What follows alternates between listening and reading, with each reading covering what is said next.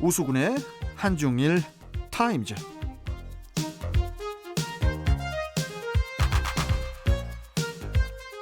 자, 급박하게 변해가는 한중일 동북아 정세를 아주 이해하기 쉽게 풀어주는 분입니다.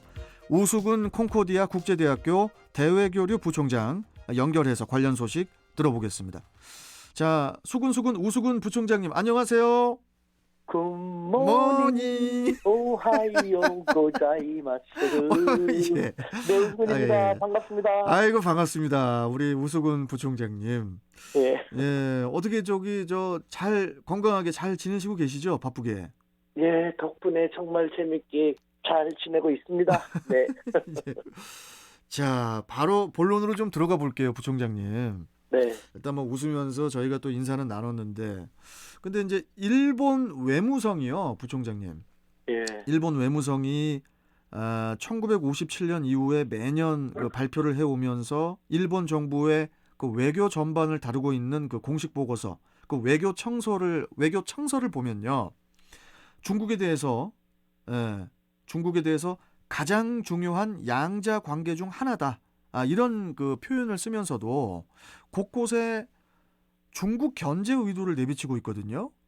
네. 이 중국을 견제를 하는 내용 어떤 것들이 담겨 있죠? 네, 올해는 예년과 달리 중국의 위협론을 제기해온 그 기조가 네, 사뭇 강경해졌습니다. 예를 들면은 그러니까요. 중국이 동중국해라든가 남중국해에서의 활동이 너무 우려된다라는 것부터 비롯해가지고 홍콩 문제도 별로 언급하지 않았는데 올해 같은 경우는 홍콩과 관련된 민주의 후퇴와 같은 언급이라든가 혹은 중국이 가장 민감하게 생각하는 소수민족이라든가 인권 탄압까지도 전반적으로 언급하는 등, 일본이 작년하고는 너무 다르게 많이 나갔다라는 생각이 들 정도의 언급을 했습니다. 많이 나갔다. 특히 이제 그 중국이 민감하게 여기는 그 자국 내 인권 침해 문제도 거침없이 서술이 되어 있고, 전과 달리 더 이렇게 강화된 내용을 담고 있던데요. 2020년 그 외교청서에서는 거의 다루지 않았던, 뭐 예를 들어서 이제 신장 위구르 자치구의 인권 상황 언급이 또 바로 그것 아니겠습니까? 맞습니다. 말씀하신 것처럼 작년에는 이건 중국이 워낙 민감하게 생각하는 것이기 때문에 네. 언급을 거의 하지 않았습니다. 하지만 올해는요, 정면에서 매우 심각하게 우려된다라고 언급할 정도로 작년하고는 판이하게 다른 모습을 보이고 있습니다. 역시나 이 중국은 그 일본의 이런 견제에 바로 반발을 하고 나섰어요. 외교청서 내용은 중국에 대한 악의적 공격이자 내정 간섭이며 또 중국의 위협을 과장하고 있다. 이러면서 이제 비난을 했어요. 이 부분에 대해서는 어떻게 생각하십니까, 부총장님께서는? 중국의 입장으로서는 당연히 그와 같은 반발을 할 수밖에 없는 것이고요. 예. 중국의 입장에서는 지난달에 도쿄에서 개최된 미국과 일본 간의 2+2 회담에서 중국을 아주 강력하게 비난했지 않습니까? 일본도. 예. 그때부터 일본이 작정을 하고 미국 편에 확 서기로 했구나. 일본의 외교 청소에서 일본의 그 모습이 드러나겠구나 라는 우려를 하고 있었는데 그 우려 이상의 언급이 나왔기 때문에 중국으로서는 상당한 반발을 할 수밖에 없는 그런 상황인 것이죠. 네. 그 322쪽 분량의 외교 청서에서 중국을 273번이나 언급을 했고, 또 과거에 비해서 중국 견제 내용이 확연히 늘었는데, 이런 그 일본 정부의 이런 공격적인 태도, 어떤 의도가 담겨 있고 또 무슨 심리라고 봐야 될까요? 네, 일단은 일본이 놓여 있는 현실을 잘 나타내는 것이라는 생각이 듭니다. 일본의 현실이요? 네, 한마디로 말하면 일본은 지금 잘 되는 게 하나도 없지 않습니까? 뭐든지 다 좀 그렇지 않습니까? 멍멍판이지 않습니까? 이에 비해서 중국은 거의 모든 게 지금 잘 되고 있지 않습니까? 게다가 일본이 중국에 대해서 과거 역사적인 침략을 했고 만행을 했는데 역사를 반성하지 않고 부정하고 있지 않습니까? 그렇죠. 중국은 성장하고 있고 일본은 두려울 수밖에 없는 것이죠. 이와 같은 상황 속에서 결국은 자기들을 도와주고 자기들의 우군이 될 수 있는 미국 쪽으로 더 바짝 다가갈 수밖에 없는 그런 것이죠. 그래서 뭐 일본이 처해 있는 현실, 선택지가 없다. 뭐 미국을 완전히 믿을 수도 없지만 그래도 조금이라도 미국에게 정성을 다하는 모습을 보임으로써 미국 눈에 더 많이 드는 것이 지금으로서는 그나마 나은 것이다. 그래서 미국으로 다가가기 위한 미국 접근을 가속화시키고 있는 것이고 또 하나는 일본 국내 자민당 정부는 우파 정권이지 않습니까? 예, 예. 이럴수록 우파 정부, 자기들이 지금 국내적으로도 잘하는 게 하나도 없기 때문에 이와 같은 식으로라도 우파 지지 세력들이 분열되는 것을 막지 않으면 안 되는 그 고육지책의 하나라는 생각도 듭니다. 고육지책의 하나로 중국에 대해서 이렇게 또 변화가 된 거고. 근데 너무 노골적으로 미국에게 너무 다가서는 거 아닌가 이런 생각이 좀 들거든요. 일본이 좀 창피할 정도로 그런 게 좀 느껴져요. 맞습니다. 그런데 네. 그것이 또 우리 한국 국민하고 일본 국민의 그 국민성의 차이도 있고요. 네. 그리고 일본으로서는 그만큼 자존심이 상하지 않냐. 더군다나 미국 같은 경우는 미국의 위상이 과거 같지 않지 않습니까? 네. 자기들도 쉽지 않아가지고 저렇게까지 나오고 있는데 그 미국에 일본이 바짝 다가가서 모든 것을 또 과거처럼 의지하려고 한다는 것은 뭐 그만큼 기대할 수 없는 상황이거든요. 그럼에도 불구하고 그렇게 하지 않으면 안 되는 선택지가 없는 그런 참 암울한 상황. 정말 일본은 제가 너무 의아하게 생각될 정도로 이렇게 봐도 저렇게 봐도 잘 되는 게 아무것도 없고 또 정치권을 보면은 앞으로도 잘 될 것이 없는 것 같고 너무 암울한 이웃나라입니다. 우리 우수근 부총장님께서는 그때 그런 말씀하셨잖아요. 그 지인이 한국에서 일본 분인데 한국에 와가지고 같이 이제 우리 부총장님하고 있다가 그냥 전화해가지고 스가 총리도 막 통화하고 그랬다고 그 친구가. 네, 네. 그러면 그 일본에 있는 사람들도 지금 좀 이렇게 답답해하고 있는 겁니까? 지금 상황을? 우리나라가 지금 우리가 너무 좀 답답한 지금 상황이라서 어쩔 수가 없다. 뭐 어떤 그런 내심 어떤 그런 마음을 표현을 하는지 그게 좀 그렇습니다. 궁금해요. 그렇습니다. 그러니까 그 일본의 자민당 정부가 제대로 하는 것이 없다라는 지금 그래요. 일본의 자민당. 집권 자민당에 대한 지지가 상당히 높았고 또 일본의 야권 세력에 대한 지지는요 10% 전체의 다 합쳐도 10%가 안 될 정도로 미미했는데 네.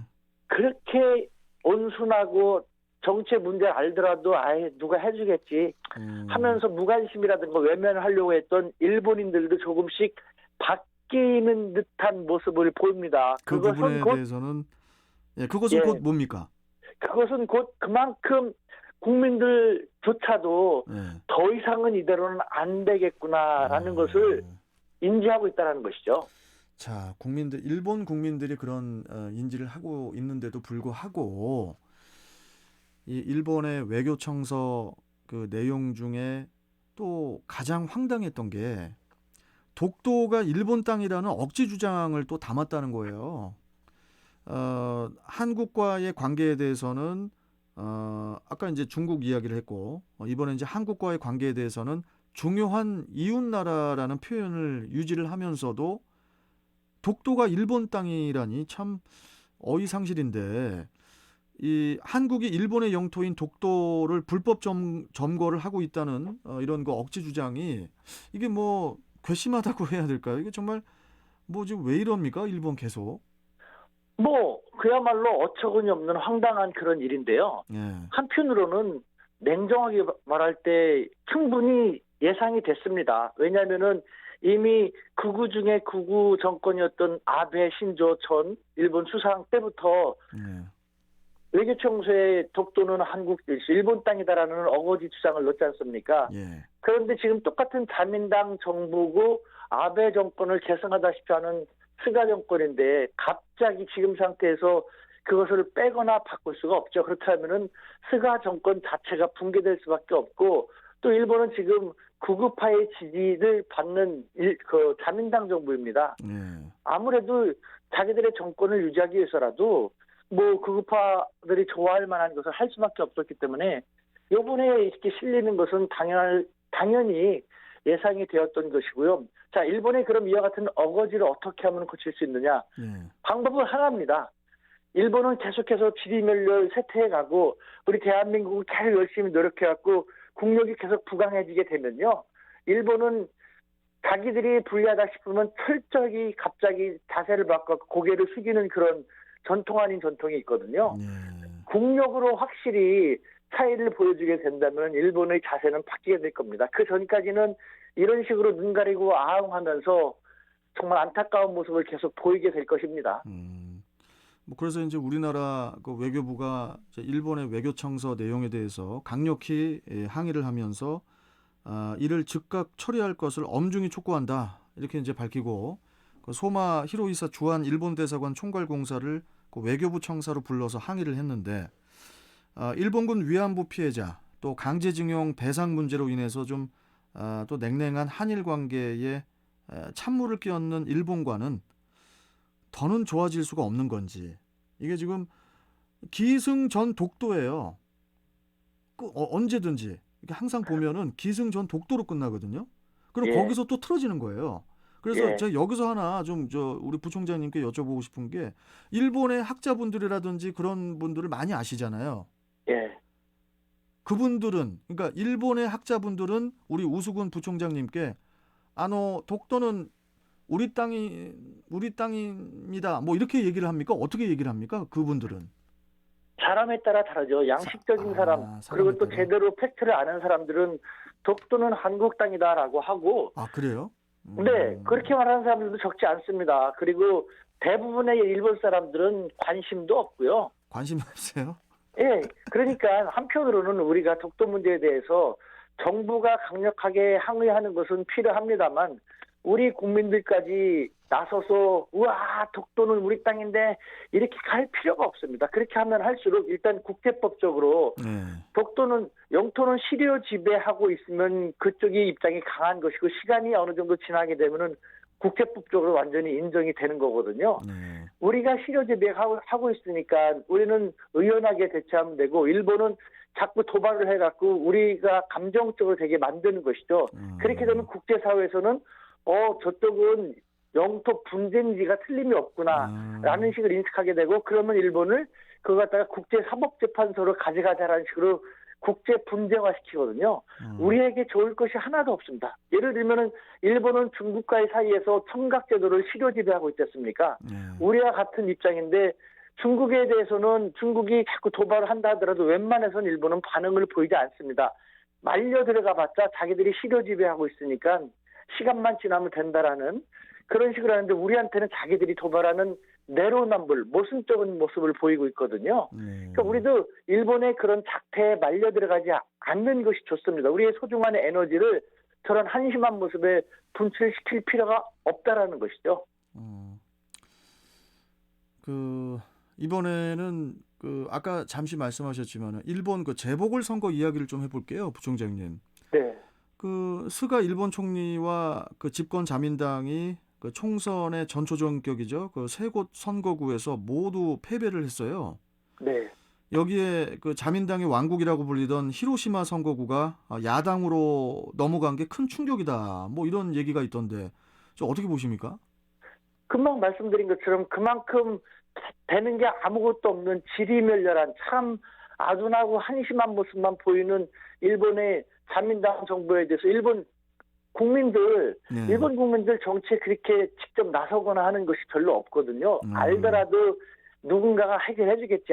전애들 정치하는 인간들 본래 그러니까 하면서 외면하는 성향이 강한데 그 일본인들이 이제 표로 보여주기 시작했다는 것이죠. 얼마나 한이 쌓여 있으면은 그렇게 하겠는가. 더군다나 말씀하신 히로시마 같은 경우는 자민당의 아성 중에 아성인데 거기조차도 이전 같았으면은 그래도 뭐 민주당이 집권한들 민주당 의원을 뽑아준들 뭐가 그렇게 달라지겠어 라고 했어요. 일본인이 요번에 바뀌었다라는 것이죠. 그러니까 일본 사회에서 그 느껴지는 충격, 특히 자민당 정부가 느끼는 충격은 어마어마한 것이죠. 우리나라하고 좀 느낌이 비슷하네요. 예, 그 집권당이 큰 충격을 먹고 그런 그 상황인 것 같은데 뭐 자민당의 완패가 이제 곧 스가 체제의 위기를 의미한다고 해도 과언이 아닐 텐데 때문에 그 스가 내각이 1년으로 끝날 거라는 관측이 다시 또 거론이 되고 있다고 하던데 우리 저 우수근 부총장께서 보셨을 때 스가 총리의 앞날 어떻게 보십니까? 다시 뭐 총리가 다시 될 수 있을까요? 내년이 아니죠. 이제 올해죠. 네, 관건은 지금 여태까지 자기가 열심히 하려고 했다고 하지만 네. 된 게 아무것도 없고요. 네. 오히려 집권한 다음에 뭐 개인적으로는 안타깝기도 합니다. 일본의 관료 조직이 너무 비대하기 때문에 우리도 관료 조직 문제가 많습니다만 일본은 훨씬 더 심하거든요. 그 관료 조직을 관리할 만한 충분한 힘이 없어서 이끌려온 측면도 있고요. 그러다 보니까 본인은 억울할 수도 있겠고 나머지 한 가지 도쿄 올림픽을 개최를 하게 되면 그나마 한 번 더 뭐 총리가 될 수 있는 가능성이 생기겠지만 도쿄 올림픽마저 코로나19 등등으로 인해서 무산되게 되면은 스가 정권은 그 순간 바로 아웃이 되겠죠. 네, 따라서 도쿄 올림픽 개최의 스가 정권은 정권의 명운을 걸고 박차를 가할 것이라는 생각이 듭니다. 아니 그 제가 평소에 또 최근에 좀 궁금했던 게 있는데요, 부총장님. 그 일본이 뭐 다들 아시겠지만은 뭐 노벨상이라든지 이런 그 수상 많이 한 나라긴 하잖아요. 네. 어떤 뭐 기초과학이라든지 이런 게 옛날에 과거에 많이 발달된 나라였기 때문에 그래서 그런 생각이 들더라고요. 최근에 뭐냐면은 그 백신 그 만드는 거 있잖아요. 백신 개발. 왜 일본에서는 백신 개발을 못 하나? 이런 생각도 조금 들었었어요. 그것이 참 궁금하기도 한데 질문을 잘하신 것 같은데요. 한편으로 생각해보면 일본의 참 장점이기도 하면서 단점이 그렇게 만들어낸 것이라는 생각이 듭니다. 말씀하신 것처럼 꾸준하고 차분하고 장기적으로 변화를 싫어하고 진중하게 이끄는 것, 진중하게 관찰하고 임하는 것이 일본의 장점 중에 하나지 않습니까? 하지만 지금 같은 백신은 다른 나라 같은 경우도 다 똑같은 상황이지만 조금 더 신속하게 기민하게 개발하지 않으면 안 된다라는 그런 측면에서 막 서두르면서 했지 않습니까? 그렇죠. 하지만 일본은 아니다. 이런 건 이런 때일수록 더 신중해야 된다. 혹시 잘못되면 안 된다라는 그 말은 맞지만 그러다 보니까 계속해서 신중하고 차분하고 그러니까 혹시 모를 위험을 줄이기 위해서 최선을 다하고 그러다 보니까 늦어지게 될 수밖에 없는 것이죠. 그게 저 일본의 민족성인가 봐요. 그러니까 일본의 장점이기도 하지만 그래서 제가 일찍부터 이 21세기 글로벌 사회는 변화가 빠르고 기민하게 대처해야 되지 않습니까? 이 글로벌 사회는 1990년부터 막 전개가 되면서 일본은 앞으로 앞날이 밝지 않겠다. 일본은 차분하고 신중한 것을 선호하고 또 그 전통이 강하니까요. 변화에 상당히 둔감하기 때문에 그렇게 제가 전망을 해왔는데 그대로 되고 있지 않습니까? 일본은 기민하게 변해야 되는 이 글로벌 사회에서도 차분하게 신중하게 변화에 대해서 좀 두려워하는 그런 성향을 아직도 버리지 못하고 있기 때문에 일본은 계속해서 글로벌 사회에서 이 글로벌 시대에서 그 뒤떨어지게 되고 추락하게 되는 그런 모습을 보이는 것이죠. 좀 뭐라고 할까요? 우리 모든 국민들 같은 생각이겠지만은 좀 우리 옆 나라인데 이 나라가 역사를 좀 바로 고치고 또 과거 제국주의 잔재에 대해서 정식으로 사과를 하고 이러면은 주변국들과 참 관계가 더 되게 좋아질 텐데 아직도 뭔가 좀 이렇게 착각 속에 묶여 있는 과거에 아직도 젖어 있는 그런 느낌이 드는 일본 같아서 좀 안타깝습니다. 항상 일본 이야기를 할 때마다.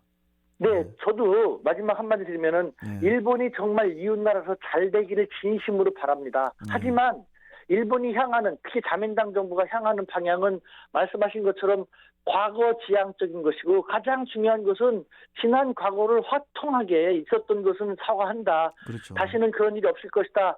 하고 나가면 될 텐데 그렇게 되지 않기 때문에 잘 되기를 바라지만 일본이 잘 될 수가 없는 길로 계속 가고 있는 것이죠. 국민들만 그 속에서 더더욱 힘들어지고 있는 것입니다. 그런 것 같습니다. 예. 우리 우수근 부총장님께서 좀 거기 학자분들께 따끔하게 좀 혼 좀 내주세요. 항상. 할 말 없어 합니다. 자신들도 제가 접하는 사람들은 대부분 양식적이고 합리적인 사고를 갖고 있는 사람들이기 때문에 예. 정부가 저렇게 하는데 어떻게 해라는. 우리는 그러면은 촛불 시위라고 하는데 일본에서는 또 그런 성향이 없거든요. 참 그러니까 만나면은 답답합니다. 소화제 갖고 다니셔야겠네. 아. 고구마하고 감자를 한꺼번에 섞어가지고 계란까지 팍팍 먹는 듯한 그런 느낌입니다. 알겠습니다. 자, 오늘 말씀 여기까지 좀 듣도록 하고요, 부총장님. 예, 네. 아침 식사 맛있게 하시고요. 예, 또 저기 뵙도록 하겠습니다. 고맙습니다. 네, 감사합니다. 네. 자, 지금까지 우수근 콩코디아 국제대학교 대외교류 부총장과 함께 했습니다.